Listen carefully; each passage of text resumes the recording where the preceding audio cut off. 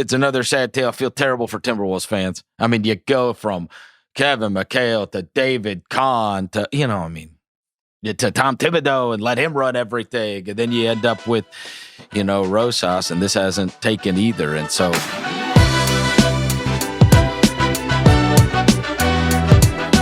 we ended up having a rather busy week in NBA news. Since we last spoke on Tuesday, not the least of which was the president of basketball operations, Gersson Rosas, being let go by the Minnesota Timberwolves. Now, I think everybody, when this story originally dropped, was shocked. Number one, because it's typically not the time of year that someone is getting fired, especially with training camp right on the horizon. And the other thing is, though it has not worked out very well thus far, these are things that you typically need to let play out, and he hadn't been there very long.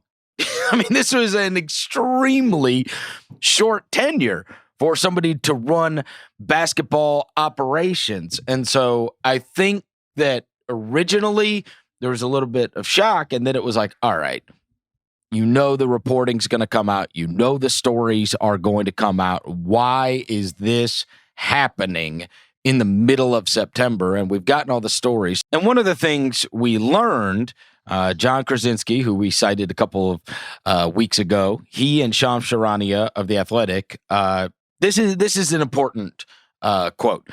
It was clear the heap of issues, from office morale to the lack of success, had decayed the Timberwolves front office, and sources say they were the driving force behind the move. But why now? In recent days, the organization discovered that Rosas, who is married, had a consensual, intimate relationship with a member of the organization. The Athletic has learned from multiple sources. It made several people within the organization uncomfortable, sources said. While this was not the reason for Rosas's dismissal, it certainly impacted the timing. Quote, this decision was made for performance reasons, one high-ranking Timberwolves source said. All right, so, what happened originally was there was a lot of reporting about office morale and basketball and performance and all of that type of stuff. But inevitably, when you hear that there was a front office affair, to me, that's like you came up with a lot of reasons as to why this guy was not doing his job that well or why you didn't believe in him. And you could try to say after the fact, like, it really doesn't have to do with the affair. I don't buy that for a second. I don't buy it for a second. I think that he had the affair. It bothered people. They didn't want to deal with it. And then after the fact, you come up with all these reasons as to why he is not the guy you want to lead the organization, blah, blah, blah, blah, blah. What do you think? I think the important thing to remember here as well is there's new ownership. Granted, Glenn Taylor is still technically the owner. Mark Lors and Alex Rodriguez bought that team. And I'm sure for them, they also want to get going here with picking out who they believe can best run this franchise as well. So whether the affair was their opportunity to do this now rather than waiting, I do buy at least performance was a big part of it, at least in the eyes of perhaps new ownership. Well, getting along with others. Yeah, getting along with others. Yeah. Like you said, office morale and all that. Regardless of the reasons, it's going to be very interesting to see how this plays out because they are hiring their, executive vice president of basketball operations, Sachin Gupta, to be their new general manager. He was just hired a little bit over a year ago from Sacramento. He previously had been with a bunch of different front offices, comes as like this, highly regarded, super smart, intelligent cap guy and analytics guy. From what I understand, is he's very, very bright. So this is another one of those types of like numbers based GMs rather than like the old school, basketball GMs. Not that he can't do both. So it'll be interesting to see if he actually gets the full-time general manager gig or not, because he only has the interim tag now. But for the Timberwolves here, this overall, though, regardless of who gets that opportunity, this is just another dysfunctional decision. Another dysfunctional thing that happened to this franchise. The only question that we don't have the answer to it here, Chris, is this the end of the dysfunction, or is this just a continuation of all of the dysfunction that we've seen from years and years and years with Minnesota? Well, I mean, we're talking about, and this guy, evidently, I do not know Gupta, but he is highly regarded by many people that you and I know. You know the name. It's not often you hear a lot of assistant names, guys in lower levels, but Sachin's a name I've heard about for years. It's like, this guy's a future GM. But this is strange because of the circumstances. According to the reporting by Krasinski, so these guys, they work together in the front office, and then Gupta wants to go to the Rockets, basically in the same role for more money. So Gersson Rosas is mad about the timing of the request. It came right before the draft and free agency, which in their words made it impossible for the T-Wolves to let someone with as much proprietary knowledge of the team's plans go to a competitor. The tension between Rosas and Gupta only grew later in August when Rosas banished Gupta from the team's offices and granted him permission to seek employment elsewhere. The issue was resolved in early September after ownership got involved and Gupta decided to stay. So look, let's ownership not getting involved is a key line there. Ownership getting involved. Yes. They made their choice. Look, the T-Wolves were paying Gupta, for his work, right? You know what I'm saying? So I understand that side of it, and I understand being irritated by it. On the other hand, when you block employees from going elsewhere, that's going to breed contempt too. It just is.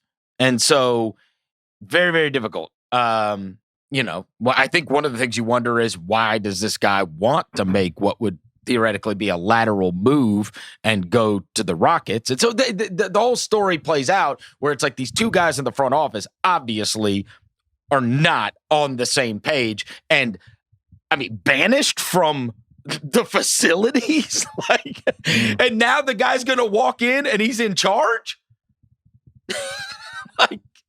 Just a strange deal, to say the least. I thought the line in that same Athletic story was from an anonymous person in the organization who followed Rosas to Minnesota, and they said, it's hard. He's not who I thought he was. Right.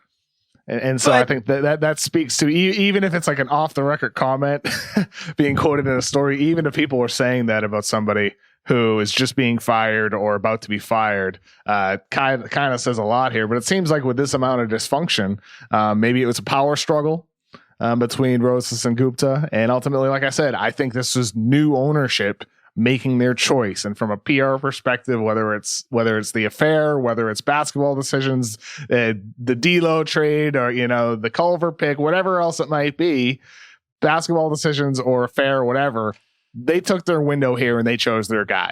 And that's Sachin Gupta. And the question now is, how does this impact the franchise? How does this impact what they're going to do with, Ben Simmons trade negotiations? We don't know the answer to that. We don't know. We can only guess. All I know is things will be very different there. And this is the question, though, Kev. And this is what I keep asking myself. I get it. I understand the dysfunction, the toxic culture, all this stuff. Yeah. It all feels to me, he's not the same guy that I thought he was, all this kind of stuff.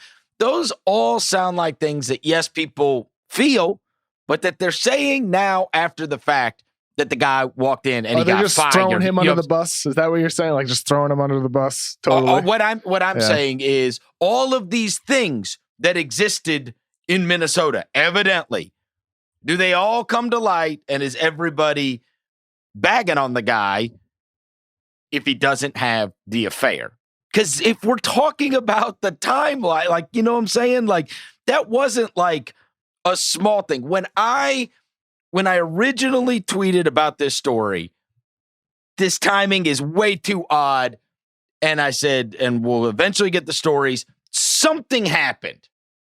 Well, that something wasn't, just accumulation of all of this stuff. And then you just randomly decide a week before training camp to get rid of the guy that's running all of your basketball operations. The something that happened was the affair. Yeah. That's what happened, right? Like, I mean, if we're looking at why now, and I know they can say after the fact, it's not the affair. This is a performance thing. This is a basketball thing. This is whatever. Bro, nobody fires their president of basketball ops in September right before training camp. And also, I don't think you can necessarily say it's a performance thing.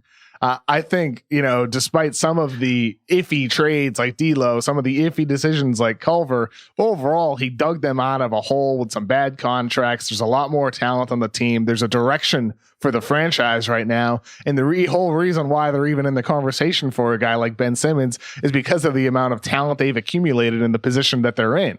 So, I mean, it wasn't all bad on the basketball side. To me, it's pretty apparent that this was about dysfunction with the front office, and that probably started it all. That started the grumbling about what might happen with him, and then the affair was the final straw, and that's what gave them the window to do it. It was ultimately the reason why they did it. It's the reason why they could do it and feel comfortable doing it at this time, because the timing is just weird overall. And that's why I come back to what I said earlier, Chris. We don't know if this is a continuation of the dysfunction for the Minnesota Timberwolves or the end of it. This could be the end. It could be, right? It could be. Well, but based on history, no reason to feel that way. Yeah, I mean, you're having the guy that's now going to run your team is a guy that was just locked out of the building. Yeah.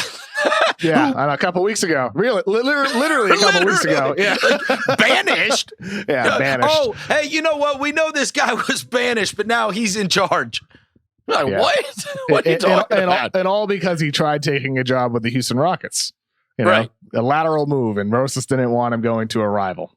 Yeah. And the other thing that came up, which was fascinating, was, reading about there were some that were upset about the Chris Finch thing, right? That they went and hired an assistant from the Raptors in the middle of the season. I'm like, bro, that happened last year, right? Like, if people were like upset about that, like now it's like, that just feels like an after the fact thing, that it's part of. And again, all of these things are part of the story. I roll my eyes at the idea that this wasn't triggered by the front office affair, which is rather embarrassing. And they, and then of course, I don't deny that all this other stuff is true. What I deny is that things wouldn't have kept on going the same if he didn't have the affair. Yeah. And so, look, it's another sad tale. I feel terrible for Timberwolves fans. I mean, you go from Kevin McHale to David Kahn to, to Tom Thibodeau and let him run everything. And then you end up with, Rosas, and this hasn't taken either. And so hopefully at some point they can find some stability. It might just take new ownership in order to do that, Mm-hmm. And they're getting that. It's right around the corner. But that. You'd imagine that probably leads to more dysfunction before it leads to stability, because usually they take over and they're going to install their own guys in all of the different positions that they feel comfortable working with. And so a little hectic right now. And I feel bad for the team too. They're about to start a season.